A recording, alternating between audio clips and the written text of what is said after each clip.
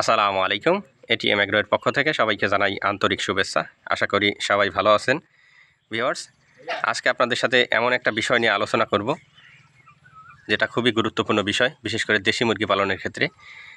এখানে আপনারা দেখতে পাচ্ছেন, এখানে প্রায় 75 পিসের মতো দেশি মুরগি আছে এখানে। তো দেশি মুরগির খাদ্য ব্যবস্থাপনা একটা বিষয়। দেশি মুরগি পালনের ক্ষেত্রে খরচটা অবশ্যই আপনাকে কমাইতে হবে। যদি আপনি খরচ কমাতে না পারেন, তাহলে কখনোই লাভ করতে পারবেন না। দেশি মুরগি পালনের ক্ষেত্রে একটা বিষয় হচ্ছে খরচ কমাতে হবে, আরেকটা বাজার ব্যবস্থাপনা, আরেকটা বিষয় হচ্ছে মুরগির কালার বা মুরগির যে পশমগুলো আছে, বিশেষ করে টুকরি করে দেশি মুরগি পশম তুলে ফেলে, এটার দিকে আপনাকে লক্ষ্য রাখতে হবে। সেক্ষেত্রে আপনি ঠুকরি বন্ধের ক্ষেত্রে আপনি ঠোঁট সেকা দিতে পারেন, অথবা মাল্টিভিটামিন আছে, মাল্টিভিটামিন ব্যবহার করতে পারেন। বিশেষ করে ভিটামিনের ঘাটতির অভাবের কারণেই দেশি মুরগি ঠুকরি বেশি করে। তো সেই কারণে আপনারা দেশি মুরগির মাল্টিভিটামিনটা ব্যবহার করতে পারেন। মাল্টিভিটামিন ব্যবহারের পাশাপাশি যদি মনে করেন যে ঠোঁট সেকা দিয়ে দিবেন, সেক্ষেত্রে আপনারা ঠোঁট সেকা দিবেন 30 দিনের মধ্যেই। 30 দিনের মধ্যে যদি ঠোঁট সেকা না দেন, তাহলে যখন আপনি বিক্রি করবেন ওই সময়টাতে দেখা যাবে যে ঠোঁট সেকা দেওয়াটা দেখা যাবে, আর তখন এটা দেশি মুরগি হিসাবে বাজারে গণ্য করবে না, তখন এটাকে পাকিস্তানি বা সোনালি এইসব বিষয় বলবে। তো এই জন্যে আপনারা অবশ্যই 30 দিনের মধ্যে ঠোঁট সেকা দেওয়ার চেষ্টা করবেন, পরবর্তীতে ঠোঁট সেকা দিবেন না। আর মাল্টিভিটামিনটা সবসময় ব্যবহার করবেন।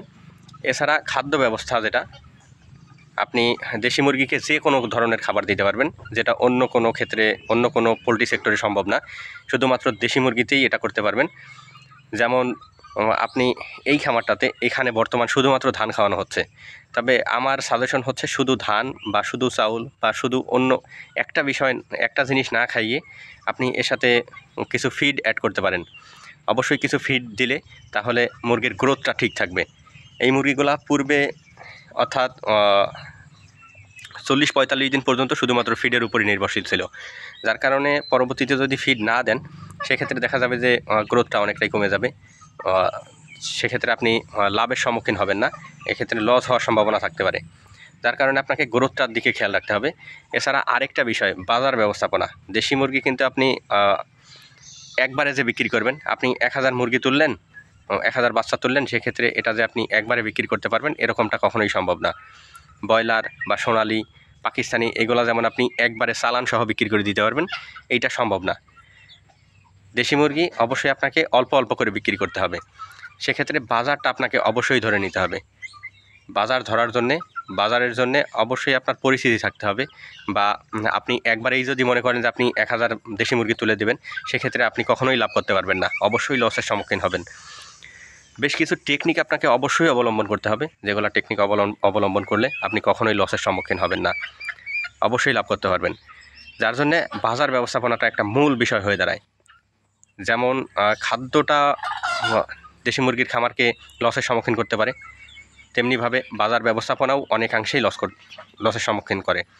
কারণ আমি যখন প্রথম দেশি মুরগি বিক্রি শুরু করি, তখন আমাকে 350 টাকা কেজি দেশি মুরগি দিয়েছিল। এছাড়া অনেকেই আমাকে 280 টাকা বা 250 টাকা, যেখানে 260 টাকা কেজি সোনালি, সেখানে আমাকে 250 টাকা বলে দেশি মুরগি।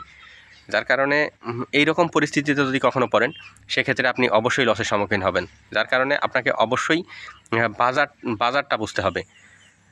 আমি এই চালানে যেমন আমি বিক্রি করলাম হচ্ছে 550-600 টাকা কেজি পর্যন্ত আমি বিক্রি করেছি। 600 টাকা কেজি আমি ওজন দিয়ে বিক্রি করেছি। তো যার কারণে লাভটা অনেক বৃদ্ধি পেয়েছে।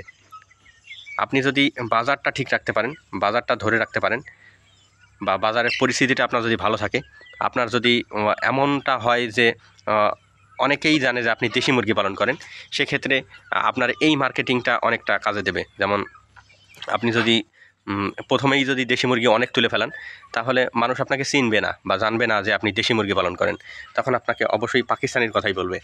যার কারণে আপনাকে পরিস্থিতিটা আনতে হবে। যখন সবাই জানবে যে না, ওনার একটা দেশি মুরগির খামার আছে, বা আপনার একটা দেশি মুরগির খামার আছে, সবাই যখন জানবে, তখন আপনাকে কেউ বলতে পারবে না যে আপনি পাকিস্তানি মুরগি বিক্রি করেন বা সোনালী মুরগি বিক্রি করেন, এটা বলতে পারবে না। যার কারণে তখন আপনি ভালো একটা বাজার ধরতে পারবেন। এই বিষয়গুলো যদি আপনি লক্ষ্য রাখেন, তাহলে অবশ্যই দেখা যাবে আপনি দেশি মুরগিতে লাভ করতে পারবেন। আসসালামু আলাইকুম ওয়া রাহমাতুল্লাহ।